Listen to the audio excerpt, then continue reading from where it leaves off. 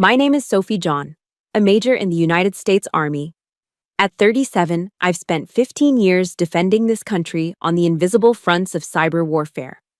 But no amount of training could have prepared me for the cold, iron gate of my own childhood home. I stood there in my dress uniform, fresh from a long overseas tour, only to hear my sister Claire's voice crackle through the intercom, colder than the Virginia October wind. "What do you want?" She didn't ask. She spat. "This isn't your home anymore. Get lost before I call the cops." When I tried to reason, my mother's voice cut in from behind her, sharp as a razor. "We don't have a daughter named Sophie. Our daughter died a long time ago." They didn't know that before my grandfather passed, he had given me an old key. Not a key to the house, but a key to a truth that could burn it all to the ground. If you've ever been treated like a stranger by your own family, let me know in the comments below. Hit that like and subscribe, because this story is proof that honor is something no one can take from you. The house stood on a quiet, tree-lined street in suburban Virginia, a monument to a past that felt like another lifetime. My grandfather, a proud World War II veteran, had built it with his own two hands, sinking his love and his savings into every beam and brick. I remembered the scent of my grandmother's rose bushes that once lined the walkway, a sweet, welcoming perfume that defined summer for me. But that scent was gone now, replaced by the faint, unmistakable odor of damp and neglect. It clung to the air, a sign of a deeper decay. I stood on the sidewalk, my duffel bag at my feet, the pressed fabric of my Army service uniform feeling stiff and alien in this place. The porch light, which used to cast a warm, golden glow, now flickered with a sickly, intermittent pulse. It blinked on and off, like a surveillance camera coldly assessing a threat. I took a steadying breath, the kind I take before breaching a hostile network, and walked up the familiar concrete path. My hand felt heavy as I lifted it to press the doorbell. For a moment, there was only silence.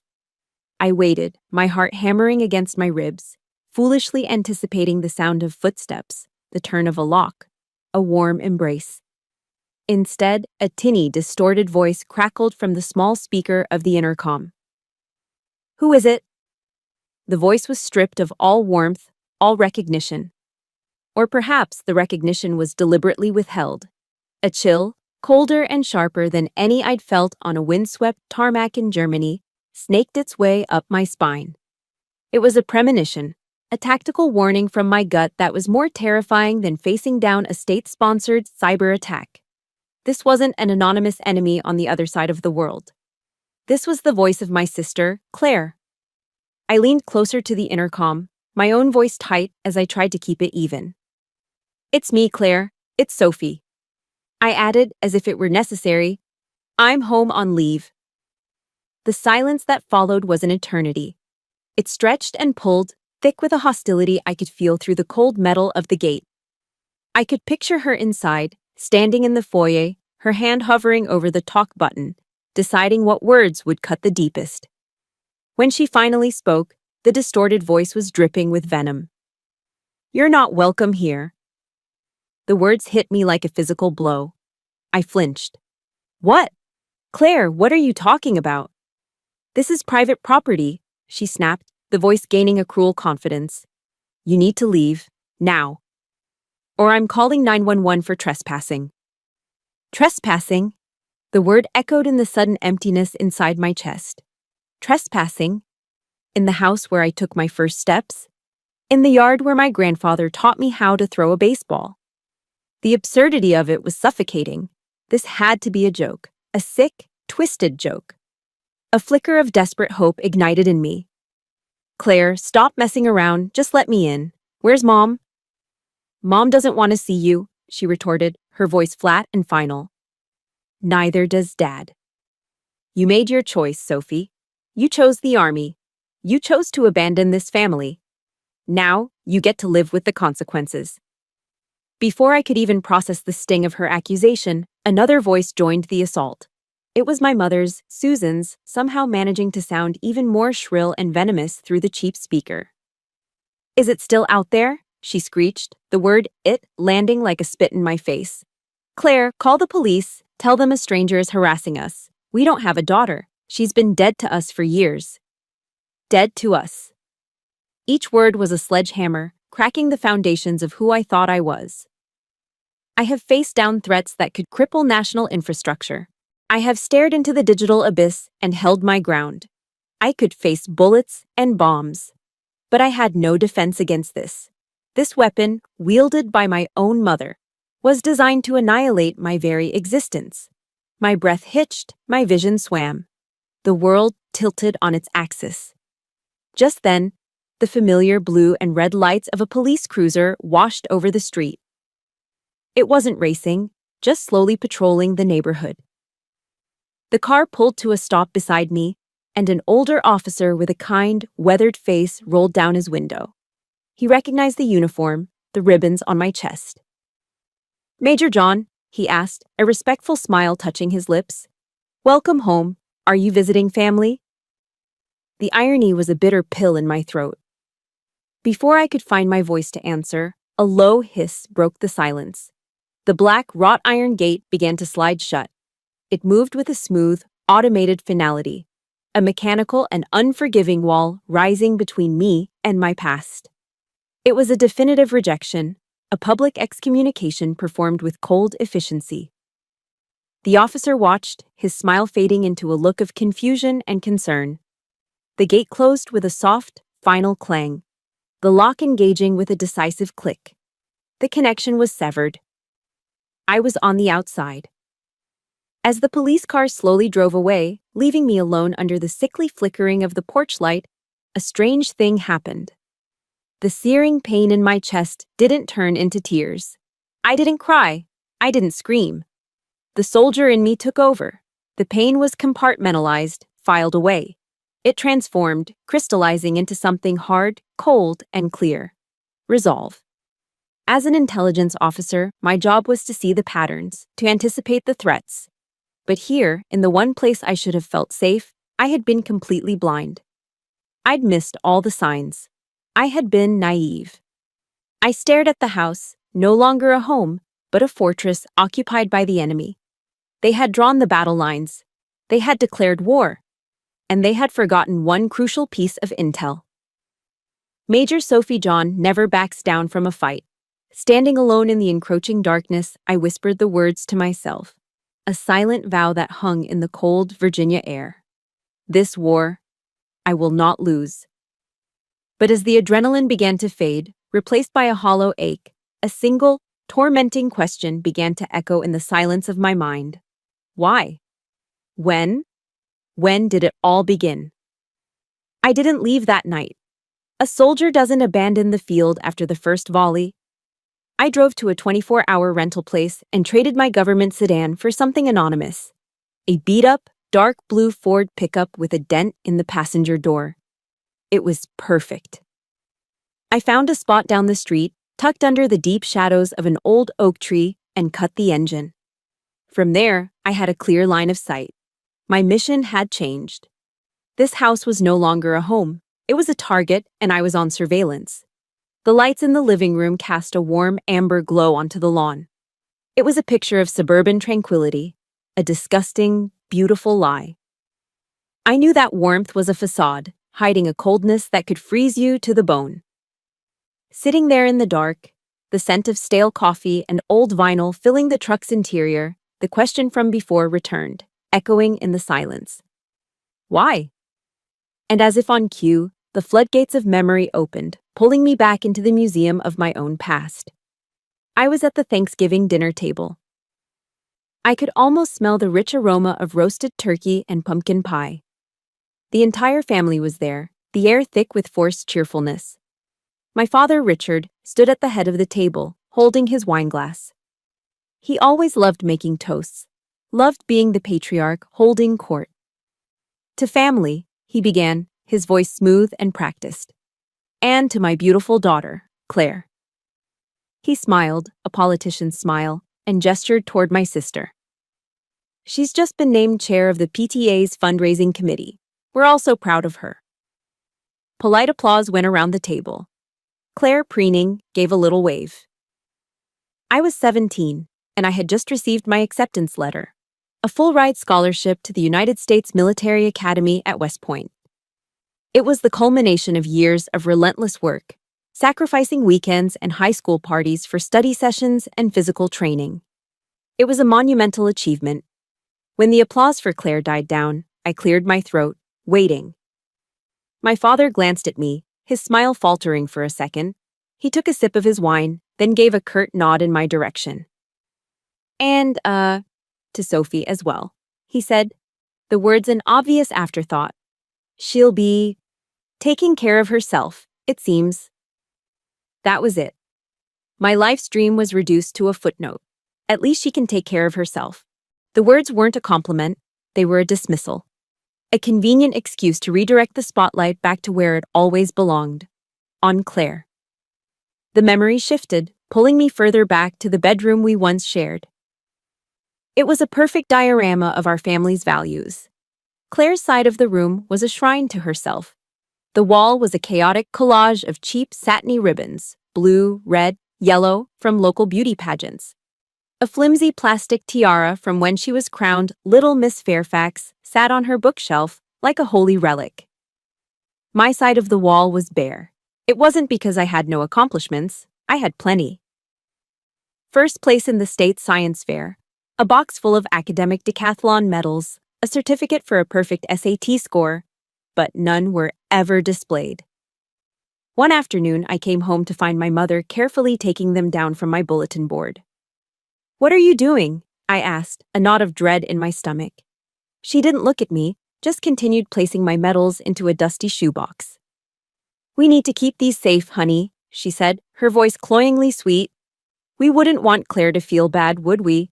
We have to be careful not to make her feel insecure." Then she looked at me, her eyes filled with a strange kind of pity that made my skin crawl. "Sophie, you're strong, and you're smart. You don't need these things to know your worth. Claire. Well, Claire is different. She's more sensitive." That was the first time I truly understood. My strengths weren't assets to my family. They were liabilities. My intelligence, my independence. They were not qualities to be celebrated. They were reasons to be ignored, justifications for my erasure, all to protect my sister's fragile ego. I was being punished for not needing them enough. Only one person ever saw me. My grandfather, William. He was a quiet man of few words but profound integrity. He saw the soldier in me long before I ever put on a uniform. After my mother packed away my awards, he took me to his workshop in the garage. The air smelled of sawdust and old motor oil. Over the next week, he built me a small chest out of solid oak. He sanded it until it was smooth as glass and stained it a deep brown. On the lid, he carefully carved my name, Sophie. He presented it to me with a solemn look in his clear blue eyes. "This," he said, his voice a low rumble, "is your footlocker, Sophie. For my future general." From then on, every time I brought home an award, we would have a small ceremony. He'd take the medal or certificate, inspect it with grave importance, and then place it carefully inside the oak box. It was our secret ritual, our silent rebellion. "Don't you ever let anyone tell you that you're not good enough," he told me once, his hand on my shoulder. "You have the blood of a soldier in you. That's a damn sight more valuable than any plastic crown." Now, sitting in the cold truck, a wave of panic washed over me. The box. Where was my grandfather's box, my footlocker? It was still in the house, in my old closet. A new, terrible thought surfaced. Maybe they'd already found it. Maybe they'd tossed it out with the trash. Or worse, thrown it in the fireplace, letting my only source of validation, my only proof of being seen, turn it to ash. The sky began to lighten, shifting from inky black to a bruised purple, then to a pale, hazy gray. As the first rays of sun cut through the morning mist, a small white work van from a local real estate company pulled up. A man in a polo shirt got out, grabbed a sign, and walked onto the lawn. The same lawn where my grandmother's roses used to grow. With a series of dull, rhythmic thuds, he hammered a sign into the soft earth. It wasn't a "coming soon" sign. It was a stark, red and white sign that screamed with finality. For sale. Everything clicked into place with horrifying clarity. This wasn't a spontaneous act of cruelty. This was a long-term plan. They hadn't just kicked me out, they were erasing me, selling off the legacy my grandparents had built, severing my last physical tie to my own history. All my years of service, my long deployments, the distance I had to keep, they hadn't seen it as a sacrifice. They had seen it as an opportunity, a window to cut me out, clean and final, and cash in. A bitter, acidic taste filled my mouth. I had dedicated my life to defending my country, missing holidays, birthdays, and funerals, all for a greater duty. And for what? So the very people I was protecting could use my absence to orchestrate the ultimate betrayal. The question that had been haunting me all night finally found its answer. My sacrifice meant nothing to them. It was just a means to their end. So what was it all for? The sun was fully up now, casting long shadows across the street, but I felt trapped in a cold, permanent twilight. The red and white for sale sign was a brutal, final punctuation mark on a story I didn't even know was being written. The questions from the night before, the why and the when, had been answered. It was all for this, for money, for a clean break, for my complete and total erasure. Sitting in the cab of that beat-up Ford, the engine long since gone cold, I felt a familiar sensation I hadn't experienced since my first day of basic training. The crushing, suffocating weight of being utterly and completely alone. My training had prepared me for isolation on the battlefield, but there was always the knowledge of a command structure, of a support system, of a nation behind you. This was different. This was a war of one. My own family was the enemy. Who do you call when the threat is coming from inside the wire? My hand, numb and heavy, reached for my phone. I mindlessly scrolled through the contacts, a digital Rolodex of my life. Colonels, sergeants, fellow officers, a few acquaintances from past assignments. There was no one I could call, no one who could possibly understand the specific nature of this wound. My thumb hovered over my commanding officer's name, then dismissed it. What would I say? Sir, requesting permission to engage in a domestic dispute with hostiles who also happened to be my parents. Defeated, I kept scrolling until a name from a different lifetime appeared on the screen. Anna Clay. We hadn't spoken in years, not since a brief reunion after my graduation from West Point. We'd been inseparable at Virginia Tech for the 2 years I was there before transferring. She was brilliant, fiercely loyal, and had a laugh that could fill a stadium. While I went into the disciplined world of the military, she had stormed the chaotic world of civil law. The last I'd heard, she'd made a name for herself as a shark in the courtroom, a lawyer who didn't just fight for her clients, she eviscerated their opponents. My finger hesitated over her name. It felt like a lifetime ago. Would she even remember me? Would she think I was crazy? The despair churning in my gut gave me the answer. I had nothing left to lose. I took a deep, shuddering breath and pressed the call button. She answered on the second ring. Anna Clay. Her voice was exactly as I remembered, warm, confident, and with an undercurrent of no-nonsense energy. I cleared my throat, forcing the emotion out of my voice, switching into the only mode I had left. Anna, it's Sophie John. There was a half-second pause. Sophie? My God, it's been forever. Are you okay? You sound... I cut her off, my words clipped and precise. A field report. I have a situation, I said. I need legal counsel. There was no hesitation, no 20 questions, no. What's this all about? Just the immediate, unwavering loyalty I remembered. Send me your coordinates, she said, her voice instantly shifting from friendly to focused. I'm on my way. An hour later, the generic anonymity of a downtown coffee shop, the Daily Grind, became our makeshift command center. The place buzzed with the morning rush, the hiss of the espresso machine, the low murmur of conversations, the clatter of ceramic mugs. The air was thick with the comforting, all-American scent of dark roast coffee and freshly baked cinnamon buns. It was a bizarrely normal backdrop for the wreckage of my life that I was about to unpack. Anna strode in, looking exactly like the legal powerhouse she had become.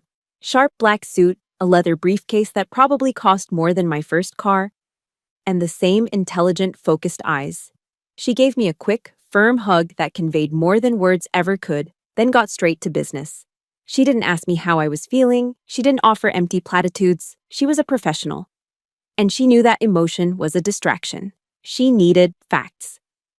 "Talk to me, Sophie," she said, pulling a tablet from her briefcase. From the top. What did they say?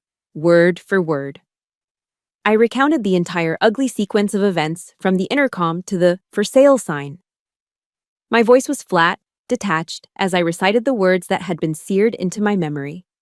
Anna listened, her fingers flying across the screen of her tablet, her expression unreadable.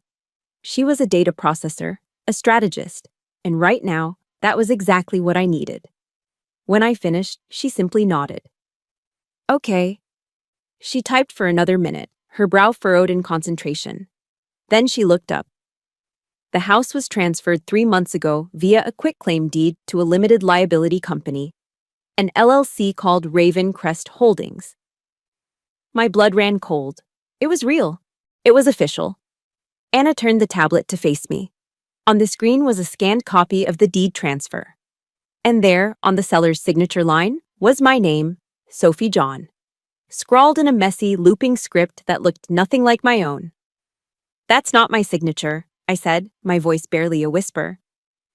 "I know," Anna replied, a grim smile touching her lips for the first time. "Your signature has the discipline of a parade formation. This looks like a chicken trying to write its name after 3 drinks." She zoomed in on another part of the document. "And here's where they got sloppy. The notary." She tapped the name. "This guy had his license revoked 6 months ago for fraud. He's already facing charges in 2 other counties." She looked at me, her eyes glinting with the thrill of the hunt. "They made a mistake, Soph. A big one." For the first time in 24 hours, a tiny crack appeared in the wall of despair, and a sliver of light shone through. Hope. The chaotic, overwhelming pain was being organized. It was being converted into data, into evidence, into a clear and objective target. And data was a language I understood. This was a battlefield I could navigate. Anna leaned forward, her voice low and intense. "Here's what we do. We fight back, and we fight back hard." She held up 3 fingers. "Step 1, I'm filing for a temporary restraining order this afternoon. That will freeze the sale immediately. They won't be able to touch the property." She held up a second finger. "Step 2, we subpoena the crooked notary. We squeeze him, and he'll flip on whoever paid him to forge that document. My money's on your brother-in-law, Mark." And finally, the third finger. "Step 3, we file a civil suit against Richard John and Claire Thatcher for conspiracy to commit fraud, forgery, and unjust enrichment. We're going to take back what's yours." She leaned back, letting the plan settle in the air between us. The knot in my stomach was still there, but it was no longer a knot of fear. It was a knot of coiled, focused energy. "They thought you were just a lone soldier, isolated and out of your element," Anna said, looking me straight in the eye. "They thought you would just get overwhelmed and give up." She smiled, and for the first time, it reached her eyes. "They have no idea you've got an entire army behind you." While Anna launched the first wave of our legal assault from her office in Richmond, I settled into my new, temporary role. I was no longer just the victim. I was the forward operating base. The truck became my post, the quiet suburban street, my area of operations. My mission, surveillance and pattern analysis. While Anna fought on the legal front, I would gather intelligence on the ground. I didn't just sit and wait. An officer is never idle. I began my work methodically, observing the house with the detached focus of a trained analyst. I noted the mailman's arrival time, the schedule of the garbage pickup, the way the morning sun hit the front windows. These were the rhythms of a normal life, a baseline. And against that baseline, anomalies begin to stand out. It didn't take long to find one. For 3 consecutive nights, the pattern was identical. At precisely 2 a.m., a dim light would flick on in the basement. It wasn't the bright, even light of a normal room, but a low, concentrated glow. It stayed on for exactly 1 hour, then vanished. 2 a.m. to 3 a.m. Like clockwork. It was too precise to be random. It was a schedule. My suspicion was confirmed when Anna forwarded me a copy of the utility bills she'd obtained through a legal request. The electricity usage for the past 3 months had quintupled. It was an astronomical spike, the kind of consumption you'd expect from a small machine shop, not a residential home. Yet, a quick search of the town records showed no business permits registered to the address. My gut, honed by years of identifying threats in cyberspace, was screaming at me. This was bigger than a simple real estate scam. This was an active, ongoing operation, and it was happening right under my grandfather's roof. The next day, the town was hosting its annual fall festival. It was a sea of Americana, families in flannel shirts, the smell of hot apple cider and caramel corn, the cheerful sounds of a local country band. For me, the crowd wasn't a source of comfort, it was cover. A perfect place to observe without being observed. Blending in, I bought a cup of cider and stood near a booth selling oversized pumpkin pies, my eyes scanning, my senses on high alert. As I was watching the pie judging contest, I felt a slight bump. A young boy, no older than 10, darted past me, his face a blur. He pressed something into my hand and was gone before I could even register what happened, disappearing back into the river of people. I looked down. It was a crumpled-up paper napkin. My first instinct was to drop it, a potential threat, but I smoothed it out. Scrawled in the shaky, deliberate handwriting of an old man were a few simple words. Meet me at the old stable behind the church. Don't let anyone see you. A friend of William. My heart hammered against my ribs. There was only one person it could be. Ethan Miller, a retired Marine Master Sergeant, Vietnam veteran, and my grandfather's closest friend. They'd met at the local VFW hall years ago and were inseparable until the day my grandfather died. Ethan was the last living link to what I thought of as my old world. The old stable smelled of hay, worn leather, and time. Dust motes danced in the shafts of light cutting through the warped wooden slats of the walls. Ethan was waiting for me in the shadows, leaning against a support beam. He was 70, but he still stood with the ramrod straight posture of a Marine. His eyes, though surrounded by wrinkles, were as sharp and clear as ever. He didn't waste time with pleasantries. They're not just stealing the house, kid, he said, his voice a low, gravelly rumble. It was the voice of a man who had seen too much. What have you seen, Sergeant? I asked, falling back into the familiar language of respect. Twice a week, always after midnight, he began. Unmarked black panel vans pull into the driveway. That no-good husband of Claire's, Mark, is always there to meet them. They unload heavy crates, sealed tight. They don't look like ordinary household goods. He paused, his gaze hardening. And there's something else you need to know. The word on the street. Your sister has been telling people you've got a bad case of PTSD, that you're unstable. She's trying to discredit you before you can even make a move. A cold fury, sharp and clean, cut through me. It wasn't just a property dispute anymore. They were attacking my honor, using the very sacrifice I had made for my country as a weapon to paint me as a lunatic. It was a calculated, despicable act of war. I must have shown something on my face because Ethan's expression softened slightly. He reached out and placed a rough, calloused hand on my shoulder. The simple, solid weight of it was grounding. Your grandfather, William, he would be so damn proud of you, he said quietly. He always told me you were the toughest one in that whole family, the only one with real grit. The words hit me with the force of a physical blow, simple, unvarnished recognition. It was something I had craved my entire life from my father, from my mother, and had never received. Coming from this old warrior, this man who understood the code of honor my grandfather lived by, it meant more than any medal. It was validation from a fellow soldier. My throat felt tight. Thank you, Marine, I managed to say, the words thick with emotion. He gave my shoulder a firm squeeze. Don't thank me. Just don't let those bastards win. I nodded, my resolve hardening into something unbreakable. I won't disappoint him. I left the stable with a renewed sense of purpose. The battlefield had been defined. This was no longer just about a house or an inheritance. It was about my name, my service, and my grandfather's legacy. And I now had a new, urgent objective: find out what was in those crates and expose the secret they were hiding in the basement. Information without confirmation is just noise. Ethan's intelligence was valuable, but it wasn't actionable. Not yet. I needed proof.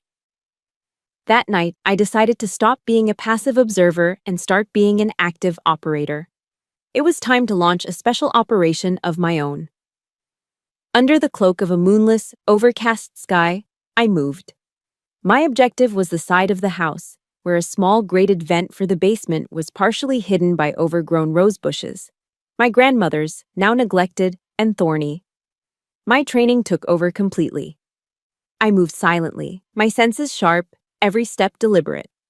I used a simple, handheld RF jammer to temporarily disrupt the wireless signal of the 2 security cameras covering the backyard. It would only give me a 90-second window, but that was all I needed. I didn't break in. That would make me a criminal. Instead, I carefully unscrewed the vent cover, my fingers working quickly. From my pocket, I pulled a device no bigger than a quarter, a micro GSM bug with a high-sensitivity microphone. I affixed it to the inside of the air duct, where it would be invisible, and replaced the cover, tightening the screws just enough to be secure but not so much as to show they'd been tampered with. The entire process took 47 seconds. I was clear of the property before the camera signals blinked back online. OPSEC was second nature. The next morning, I sat in the truck and dialed into the device. The audio was surprisingly clear. I could hear the low, rhythmic hum of machinery, confirming the abnormal power consumption. Then, voices. The first was my brother-in-law, Mark. "The shipment from the West Coast is on schedule," he was saying to someone. "ETA is Thursday." An unfamiliar voice with a slight accent replied, "And the quality is the same. No compromises." "Top grade," Mark assured him. "My guy guarantees it." My heart was pounding. This was it. This was confirmation of an illegal operation. I was about to disconnect and forward the recording to Anna when a third voice spoke, and the world stopped. The voice was calm, authoritative, and chillingly familiar. It was the voice of my father, Richard John. "If the major gets nosy," he said, his tone as cold and sharp as splintered ice, "there will be no warnings. Terminate contact. Is that understood?" The blood in my veins turned to slush. A wave of nausea washed over me. I had held on to a tiny, irrational sliver of hope that he was somehow a pawn in this, manipulated by Mark and Claire. But that hope was just incinerated. The way he spoke, the command in his voice. He wasn't just complicit, he was in charge. My father was the commanding officer of the operation to destroy me. My hands were shaking as I sent the encrypted audio file to Anna. And then, as if on cue, the enemy counterattack began. It came as an encrypted email to my official military inbox, a space they should never have been able to access. The sender was anonymous. The subject line was 6 simple, terrifying words. "We know what you are doing." My training screamed at me not to open it, but I had to. The body of the email contained a single, high-resolution photo taken from an upstairs window of the house the night before. It was me, a ghostly figure in the dark, my face illuminated for a split second by my phone as I checked the time. Attached to the email was a password-protected PDF file. A moment later, my phone buzzed with a text from an untraceable number. One word. The password. "Traitor!" My breath hitched. With a trembling finger, I typed it in. The file opened. It was a copy of my official military psychological evaluation. But it had been altered, doctored. Entire paragraphs were fabricated, filled with clinical-sounding lies about emotional instability, paranoia, and violent tendencies linked to combat stress. It was Claire's rumor, weaponized and given the veneer of official documentation. Another text message appeared. "Drop the lawsuit, walk away, or this document gets forwarded to the Pentagon. Your career is over." They had made a fatal mistake. They thought this would make me afraid. They thought they could use my service, my uniform, my entire identity as a weapon against me. But they had forgotten something fundamental. They weren't just attacking Sophie John, the forgotten daughter. They had launched a direct cyber attack against a major in the United States Army. And they had done it on my turf. I didn't panic. I acted. I scrolled through my contacts, my fingers steady now, my rage a cold, clarifying force. I found the name I was looking for, Isaac Ng, a ghost. One of the best cybersecurity analysts I'd ever worked with at US Cybercom, now attached to an intelligence unit in Stuttgart, Germany. He answered immediately. Sophie, to what do I owe the honor? Isaac, I have a blue-on-blue situation, I said, using the term for an attack from a friendly, or in this case, a family source. My voice was devoid of emotion. I'm the target of a cyber threat. I need a trace and a deep dive. Priority, Zulu. Zulu was the highest priority. It meant drop everything. Isaac didn't ask why. He didn't need to. Understood, he said, his tone all business. Send me the package. We're initiating Operation Guardian Angel. ComSec protocols are in effect. We'll find them. My cheap motel room, with its stained carpet and flickering fluorescent light, became my tactical operations center. I forwarded the entire data package to Isaac's secure server. Within minutes, he was back on a heavily encrypted line. Got it, he said. My team is on it. They poked the wrong bear, Major. The next hour was the longest of my life. I watched the progress on my laptop as Isaac's team worked. They were digital ghosts, moving through the dark corners of the internet with terrifying speed. They peeled back the layers of the threat like an onion. The email originated from a proxy server in Eastern Europe, a dead end. But they found the digital receipt. The server had been rented with a stolen credit card, which was then traced back to a disposable crypto account, which was finally traced back to its initial funding source, a credit card belonging to Mark Thatcher. It was the opening they needed. With Mark's name as a key, they went deeper. They breached the firewalls of his transportation company's servers with an elegance that was almost beautiful. And then, the floodgates opened. They found everything. Shipping manifests for restricted electronic components, a complex web of shell companies used to launder money with Ravencrest Holdings at the center. And then, the final damning piece of evidence, a scanned copy of a lease agreement for a secret, off-the-books warehouse on the outskirts of town. The purpose of the warehouse was listed as storage. The signature on the lease belonged to the mastermind, the man pulling all the strings, Richard John. I stared at the screen, at the elegant, familiar signature of my father. Everything fell into place. The lies, the cruelty, the house, the threats. It was all connected. It was all part of this. This wasn't a family dispute anymore. This was a criminal enterprise, and I was going to dismantle it. The first volley in their new campaign wasn't fired with an email. It was launched in the court of public opinion. Anna called me late in the afternoon, her voice tight with a fury she rarely showed. They've gone public, she said. Check the town community page on Facebook. My hands felt cold as I pulled up the page, and there it was. A long saccharine post written by my sister, Claire. It was a masterpiece of passive-aggressive manipulation. She spoke of her deep and abiding love for her troubled younger sister.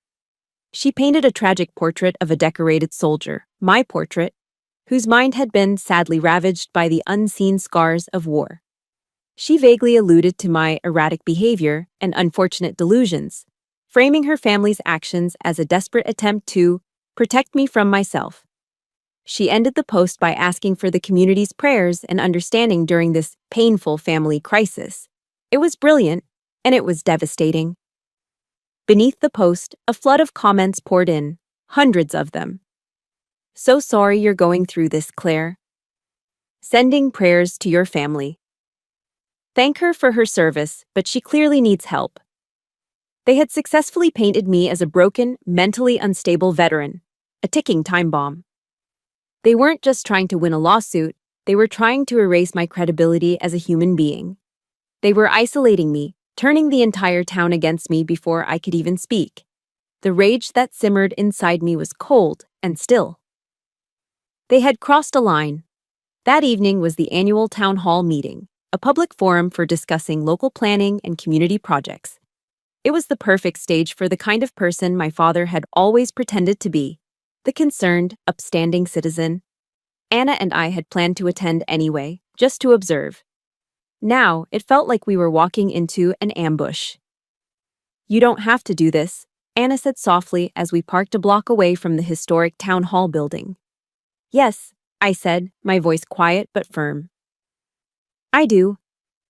I wasn't wearing my usual civilian clothes. I had spent the last hour preparing.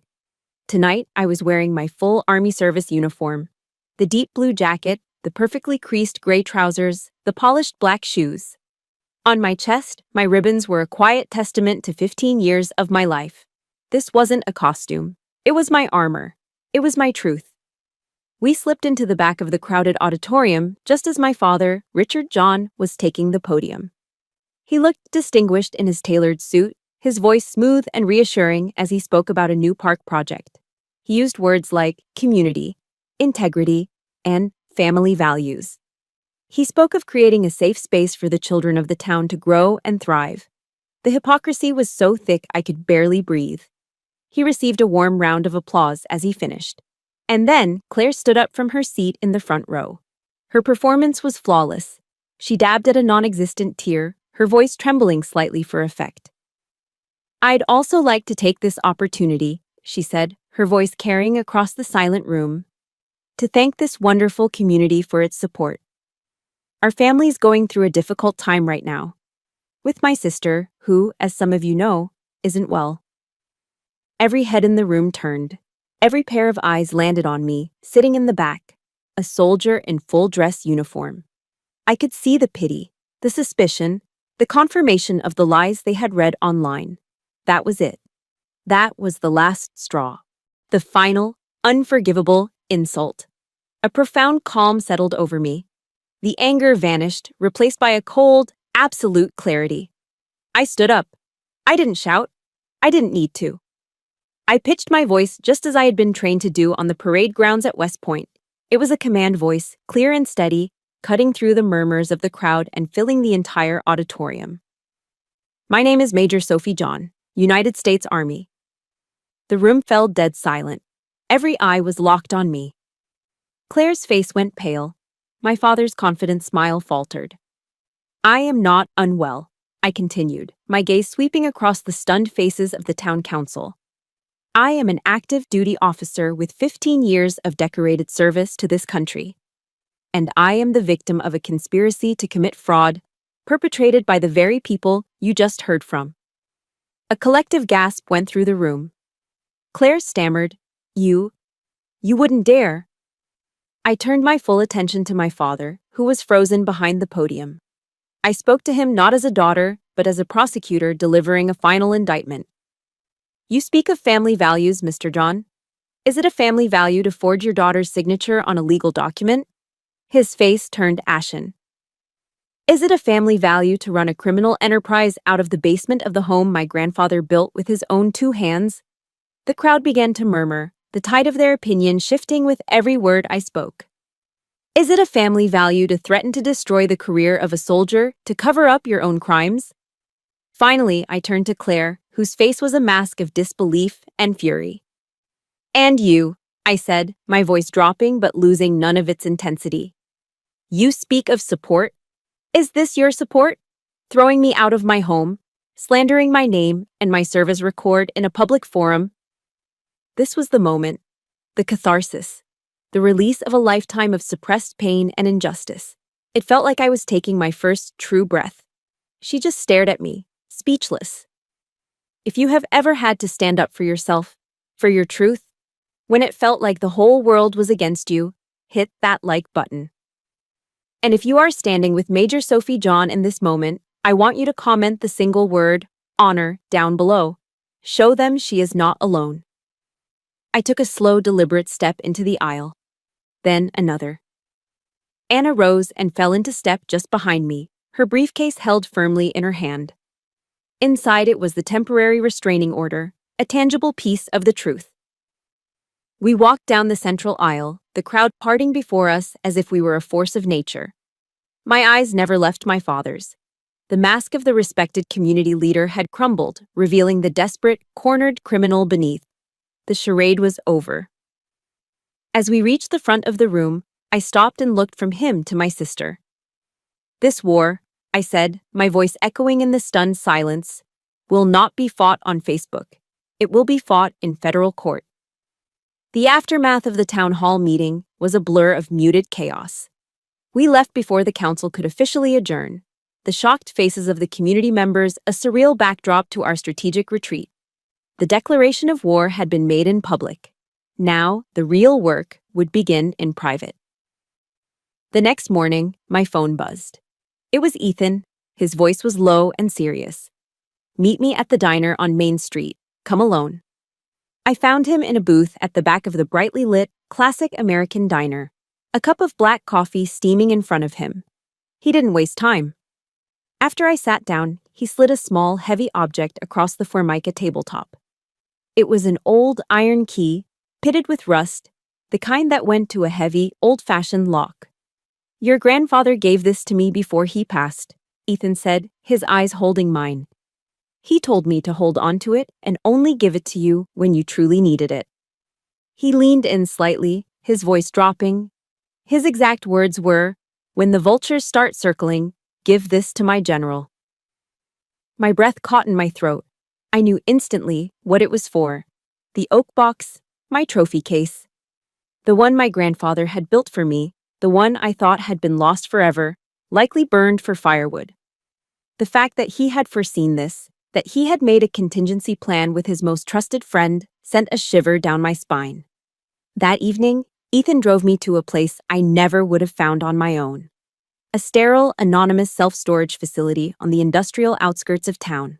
He led me down a long concrete hallway illuminated by buzzing fluorescent lights to a roll-up metal door marked Unit 237. He'd been paying the rental fee in cash every year since my grandfather's death, a silent guardian of this final secret. The door groaned in protest as he rolled it up, revealing the dark interior. And there it was, sitting alone in the center of the empty space, covered in a thin, even layer of dust. The oak box. It was smaller than I remembered, but it felt as heavy as a cornerstone. My heart hammered against my ribs as I knelt before it.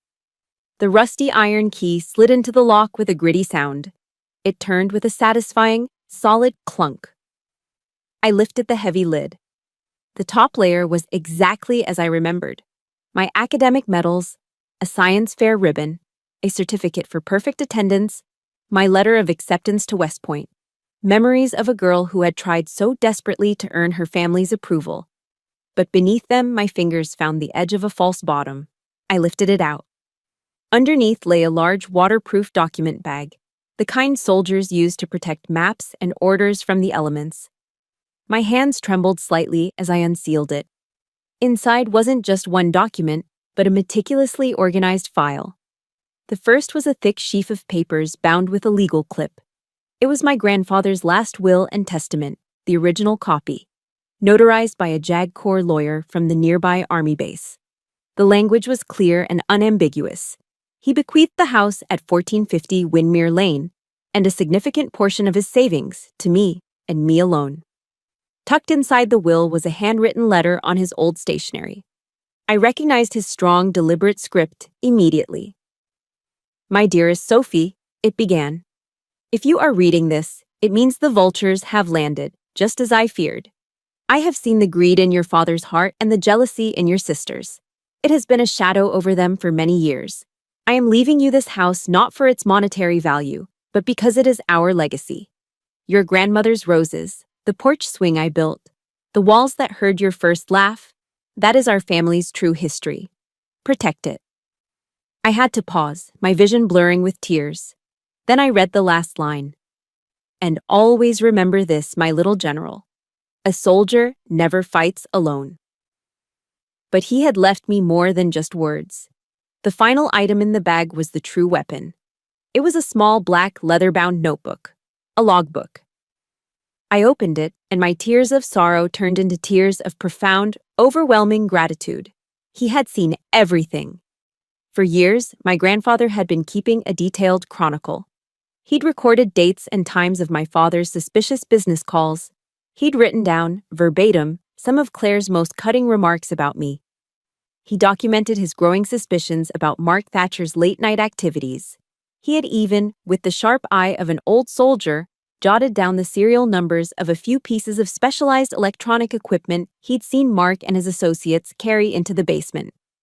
He hadn't been a frail old man, oblivious to the darkness around him. He was Sergeant William John, an intelligence officer until his last breath. He hadn't just left me a house. He had left me an entire arsenal.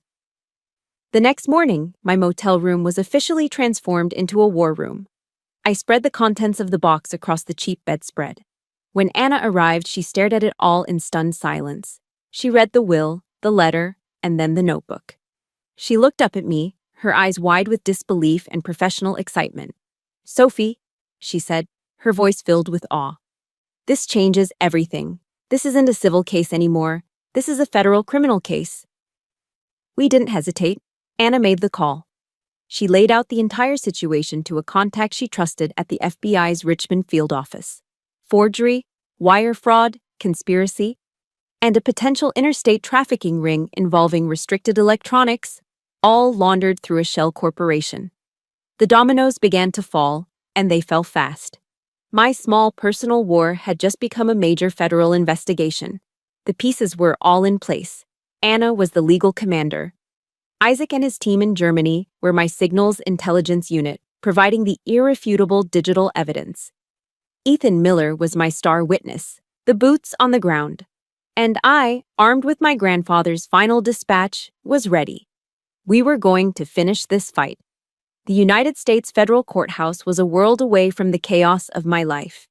It was a place of solemn, heavy silence, all polished wood and cold marble, where the air itself seemed to vibrate with the weight of consequence.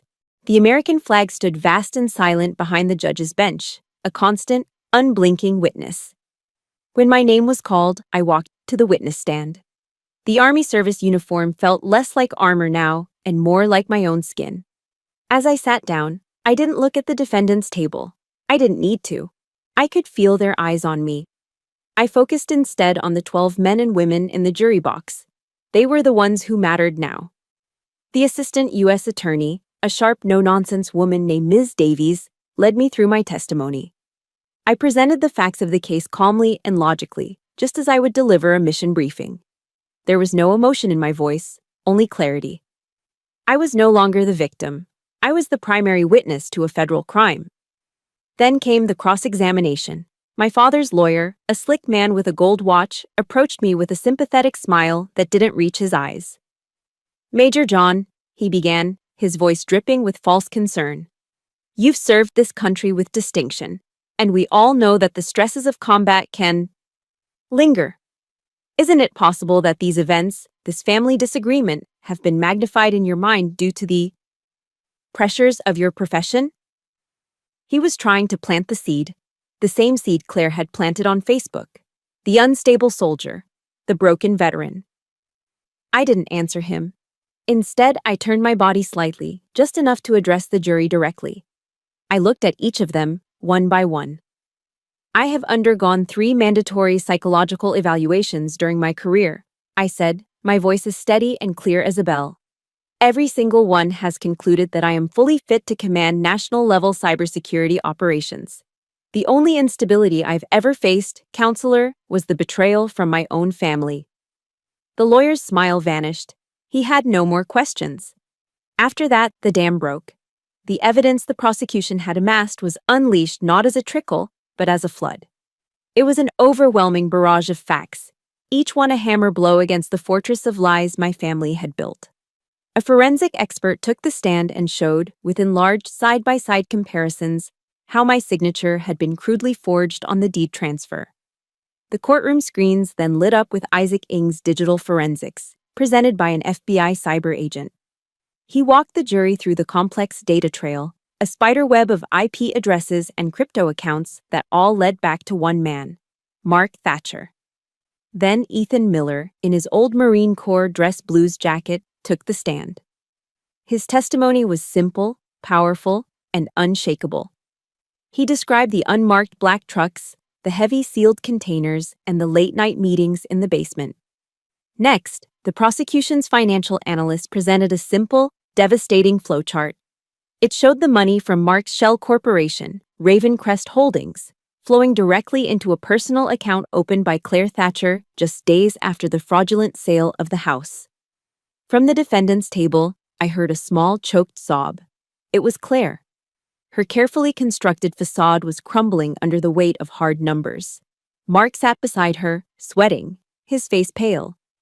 Only my father, Richard John, remained impassive, a statue of arrogant denial, seemingly confident that he was untouchable. He was wrong. The prosecution calls its final piece of evidence to be entered, Ms. Davies announced, holding up my grandfather's small black notebook. The defense attorney shot to his feet. Objection! Hearsay! This is not hearsay, Your Honor, Ms. Davies countered smoothly. These are the contemporaneous notes of a deceased witness, documenting events as he observed them. I'll allow it, the judge said, his voice booming in the silent room. Ms. Davies read from the notebook. She read my grandfather's observations of my father's suspicious phone calls. She read his account of Mark's secret deliveries. She read his heartbroken notes on Claire's cruelty. With every word, I could see my father's composure beginning to crack. A muscle in his jaw began to twitch. The statue was beginning to fracture, and then the final, fatal blow.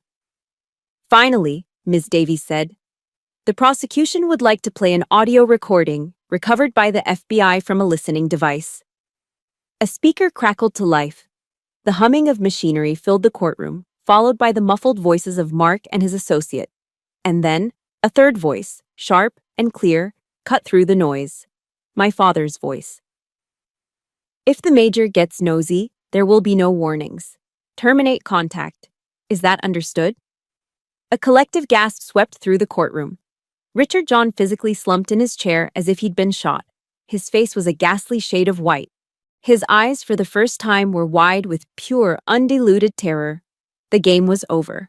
The jury was out for less than 2 hours. When they filed back in, their faces were grim and resolute. The foreman, a middle-aged man with kind eyes, stood and handed the verdict to the bailiff. He couldn't look at the defendant's table. The judge read the verdict. On the charge of conspiracy to commit fraud, the jury finds the defendant, Claire Thatcher, guilty. A wail escaped Claire's lips. On the charges of money laundering and racketeering, the jury finds the defendant, Mark Thatcher, guilty. Mark stared blankly ahead, a broken man. And on the charges of conspiracy, fraud, and being the principal of a criminal enterprise, the jury finds the defendant, Richard John, guilty. My father closed his eyes. The statue had crumbled into dust. At the sentencing, the judge was merciless. Claire Thatcher, for her role in the forgery and conspiracy, 6 years in federal prison. Mark Thatcher, for fraud, money laundering, and racketeering, 8 years. And Richard John, as the mastermind and leader of the criminal enterprise, 10 years in a federal penitentiary with no possibility of parole. As the U.S. Marshals moved forward, the sharp, metallic click of handcuffs echoed in the silent courtroom. One set for my sister, another for her husband, and a third for my father. I didn't watch them being led away. I couldn't. Instead, my eyes were fixed on the flag that hung behind the judge's bench, its stars and stripes a silent testament to the ideals I had sworn to defend. Justice had been served. The moment the courtroom doors swung open, we were hit by a wall of noise and flashing lights. Reporters shouted my name, shoving microphones and cameras toward my face. It was a chaotic storm of public victory. Shielded by Anna on one side and Ethan on the other, I moved through the crowd like a ship through turbulent waters, my face a mask of neutrality. I didn't say a word. There was nothing to say. I hadn't won a prize. I had simply survived. The feeling I expected, elation, vindication, triumph, never came. Back in the stale air of my motel room that evening, there was only silence. The war was over. The enemy had been defeated. But the battlefield was the ruins of my own family, and the cost had been everything. I sat alone in the dark, The blinking red light of the smoke detector, the only company I had. I had won. But I was also the only one left standing. My grandfather used to read the Bible to me sometimes, not for religious reasons, but for the stories and the wisdom. A line he often quoted drifted into my mind. And the truth will set you free.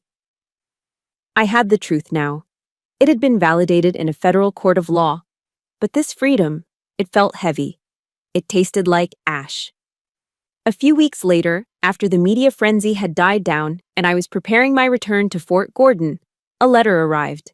It was from a federal penitentiary in West Virginia. The handwriting was my mother's. My heart didn't leap with hope. It simply steeled itself for one final blow. I was right. The letter was not an apology. It was a vessel of pure, undiluted venom. She accused me of being selfish, of being cruel, of single-handedly destroying the family for my own pride. She never once mentioned my father's crimes or my sister's greed. In her version of reality, I was the villain. The final lines were written with a shaking, furious hand. "You can have that house," she wrote, "but you will die in it, alone." I read the words, and I felt nothing. The anger I might have felt weeks ago was gone. The hurt had been cauterized. All that was left was a profound and weary pity for this woman who was so trapped in her own lies that she could no longer see the truth. She was a prisoner long before the gates of that penitentiary closed behind her husband and other daughter. I folded the letter neatly, placed it inside an empty cardboard box from the closet, and slid the box onto the top shelf. It was a burial. The final, quiet closing of a chapter that should have ended years ago. Before I left town for good, there was one last place I had to visit. The local cemetery was quiet and peaceful. A small patch of green nestled among old oak trees. I found their headstone easily, a simple granite slab engraved with the names William and Eleanor John. I knelt down and placed a small bouquet of white roses, my grandmother's favorite, on the grass. "I did it, Grandpa," I whispered to the silent stone. "I protected our legacy. I hope you're proud." As I stood there, lost in thought, the sound of a car pulling up on the gravel path behind me made me turn. An older woman was getting out of a familiar-looking sedan. It took me a moment to place her. It was my aunt, my mother's younger sister, Carol. We hadn't spoken in a decade. She had distanced herself from my parents' toxicity long ago. She walked toward me, her face etched with a sad, gentle kindness. Without a word, she wrapped her arms around me. It wasn't the tentative, obligatory hug of a distant relative. It was a hug filled with a lifetime of unspoken sorrow. "I'm so sorry, Sophie," she whispered, her voice thick with emotion as she pulled back. "I'm so sorry. I always knew how they treated you, how my sister and her husband. I knew it wasn't right. But I was a coward. I didn't want to cause more trouble, so I stayed away." Tears streamed down her face. "You did what all of us should have done years ago," she said, her hand gripping my arm. "You were brave. You are so brave." And in that moment, something inside me that had been broken and frozen for 37 years began to thaw. It wasn't a pardon from my mother. It wasn't an apology from my father or sister. It was something smaller, but infinitely more real. It was a single, solitary voice from my own bloodline, telling me that I wasn't crazy, that I wasn't the problem. It was a small act of healing, but it was enough. A few days later, Anna met me in front of the house. The police tape was gone, but it still felt like a crime scene. It looked cold, empty, haunted by the ghosts of what it should have been. "So," Anna said gently, standing beside me on the sidewalk, "it's yours. What's the plan? Sell it? Move back in?" I stared at the house my grandfather had built, the porch swing he had hung, the front window where my grandmother used to watch for my school bus. I had fought for this place. I had won it back. But it wasn't a home anymore. It was a monument to a war. I turned to Anna, and for the first time in a long time, I smiled. It wasn't a happy smile, but it was a peaceful one, a serene one. "I'm not going to sell it," I said, "and I'm not going to live here." Anna looked at me, puzzled. "Then what?" A new sense of purpose, clean and clear, settled over me. I have another idea, I said, my gaze drifting back to the house. An idea I think Grandpa would have loved. 1 year later, the house at 1450 Windmere Lane was still standing, but it was no longer the same place. The ghost had been exorcised. The chill was gone, replaced by a warmth that had nothing to do with the thermostat and everything to do with purpose. The for sale sign, a stark red wound on the lawn, had vanished long ago. In its place stood a beautiful, handcrafted sign made of solid oak, the letters carved with care and precision. It read, "The William House, a sanctuary for women veterans." The idea that had come to me in the aftermath of the trial, the one I knew my grandfather would have loved, had become a reality. Using every penny of the inheritance he had left me and the significant damages awarded in the civil suit, I established a nonprofit foundation. The house was no longer a monument to a war. It had been reborn as a fortress of healing. It was now a safe harbor, a transitional home for women who had served their country and were navigating the often turbulent waters of returning to civilian life. It was a place to decompress, to find resources, to simply breathe without having to be on guard. This afternoon, I was in the front yard, on my knees in the soft soil. The overgrown, thorny remnants of my grandmother's rose bushes had been carefully pruned and tended to. Now, new life was sprouting, and we were adding to it. Alongside me were 3 of the home's current residents. There was Maria, a former marine logistics specialist with a wicked sense of humor, Jenna, a quiet Air Force drone pilot still finding her voice, and Sarah, a young combat medic barely 24 years old, whose hands had saved lives under unimaginable pressure.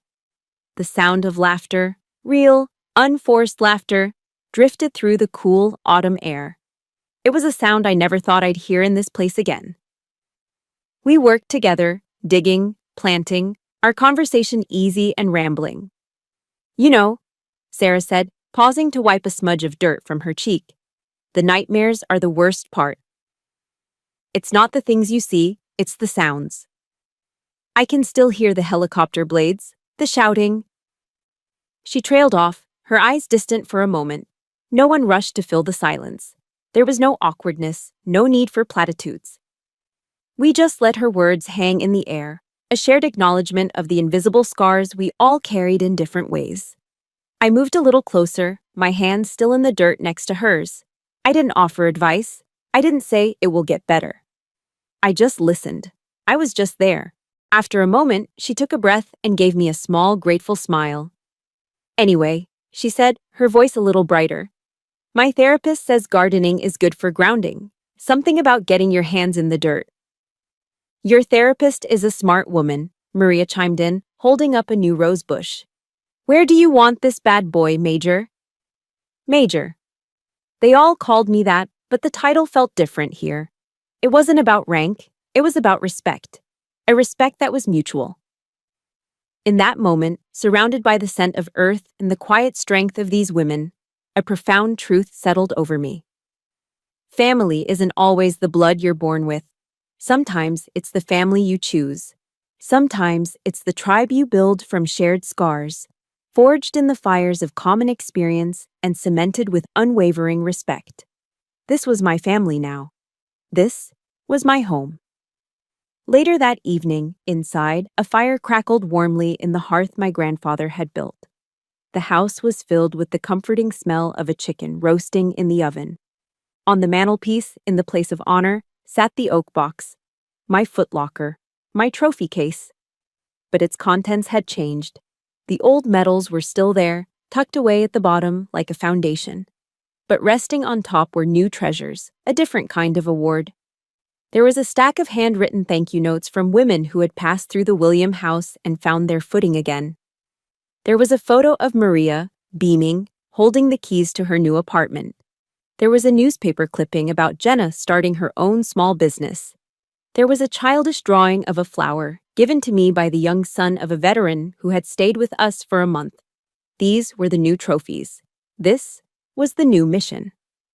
My grandfather's true legacy wasn't the brick and mortar of this house. It was the spirit of service that he had lived by, the code of protection that he had passed down to me.